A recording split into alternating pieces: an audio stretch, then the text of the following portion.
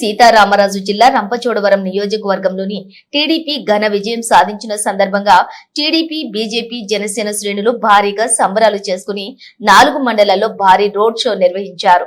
ముందుగా సీతాపల్లి బాపనమ్మ గుడి వద్ద పూజలు నిర్వహించి అనంతరం రంపచోడవరం నడి వీధుల్లోని ర్యాలీగా వెళ్లి అంబేద్కర్, ఎన్టీఆర్ విగ్రహాలకు పూలమాలలు వేసి రంపచోడవరం నుండి గంగవరం, అడ్డతీగల, రాజవొమ్మంగి మండలాల్లోని ఉన్నటువంటి ఎన్టీఆర్, అంబేద్కర్ విగ్రహాలకు పూలమాలలు వేసి భారీ రోడ్ షో నిర్వహించారు.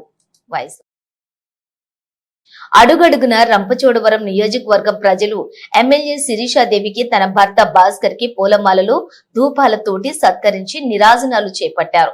ఇక ఎమ్మెల్యే మాట్లాడుతూ, నాకు ఈ అవకాశం ఇచ్చినటువంటి అధిష్టానంకు, నాకు ఓటు వేసి గెలిపించిన నా ప్రజలకు నేను ఎంతో రుణపడి ఉంటానని, మన ప్రాంతంలోని అభివృద్ధిలోని వెనకబడిందని, కానీ ఇక నుండి అభివృద్ధిని ముందుకు తీసుకుని వెళ్తానని, అందరికీ అందుబాటులోనే ఉంటాను అన్నారు.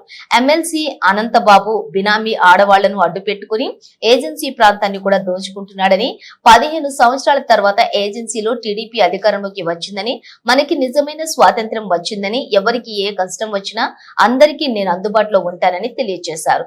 ఈ కార్యక్రమంలో టీడీపీ, బీజేపీ, జనసేన నాయకులు, కార్యకర్తలు, అభిమానులు, ప్రజలు పెద్ద ఎత్తున పాల్గొన్నారు.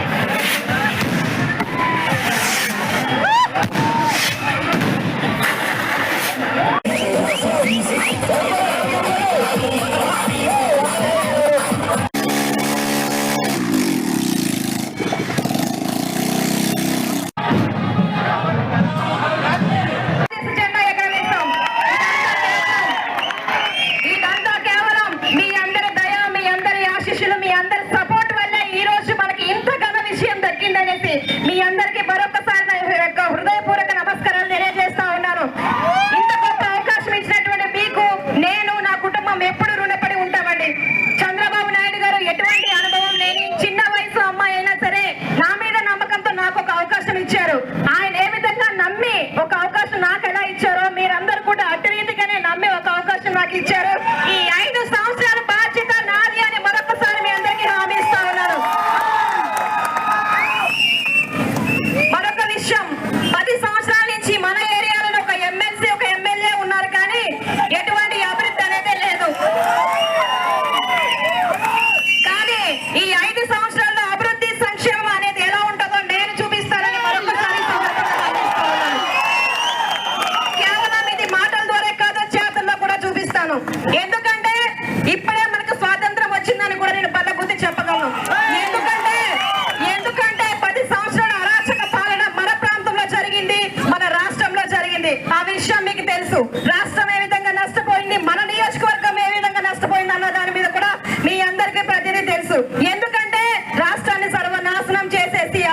పూజ చేశారు.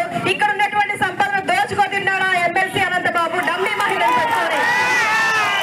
ఈ రోజంట మనం ర్యాలీ పెట్టుకుంటున్నామని ఇక్కడ మీటింగ్ పెట్టారంట. ఏం ఉత్తరంత మనం అర్థం కాలేదు. ఇంకా ఓటు రూపంలో జనాలు బుద్ధి చెప్పినా ఇంకా సిగ్గు రాలేదా అనంతబాబు అని అడుగుతా ఉన్నా. ఓడిపోయాడు అన్న బాధలో అంట పిల్లలు కొడతా ఉన్నాడంట, ఉంచుకున్న దాన్ని కొడతా ఉన్నాడంట.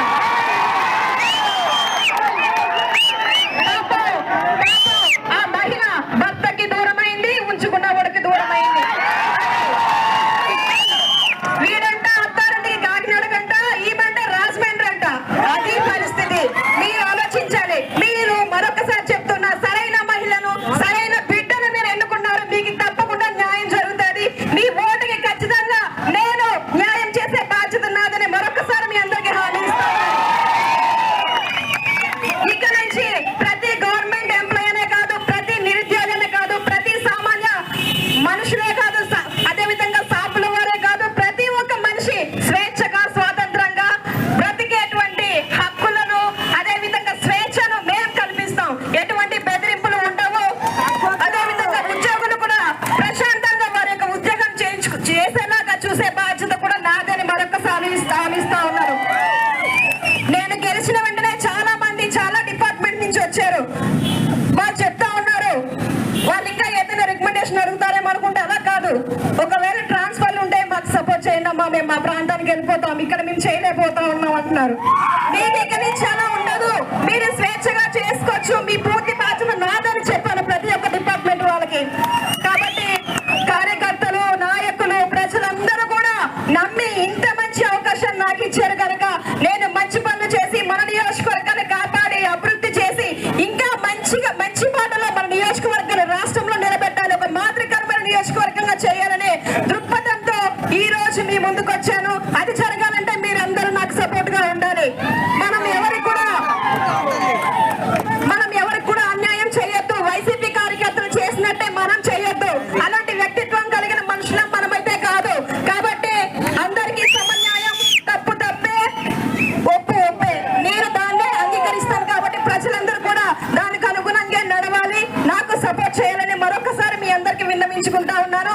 ఇంత మంచి విజయాన్ని నాకు అప్పచెప్పినందుకు మరొకసారి నియోజకవర్గ ప్రజలందరికీ కూడా పేరు పేరున నా యొక్క హృదయపూర్వక నమస్కారాలు తెలియజేస్తా ఉన్నానండి. వాతావరణం అనుకూలంగా లేదు, అందుకని త్వరగా ముగిస్తా ఉన్నాను. ఈ వారం లోపుల్లో ఈ షెడ్యూల్ అంతా అయిపోతుంది కాబట్టి నెక్స్ట్ వీక్ అంతా మీకు అందుబాటులోనే ఉంటాను. ప్రతి గ్రామానికి వచ్చి ప్రతి సమస్యను తెలుసుకొని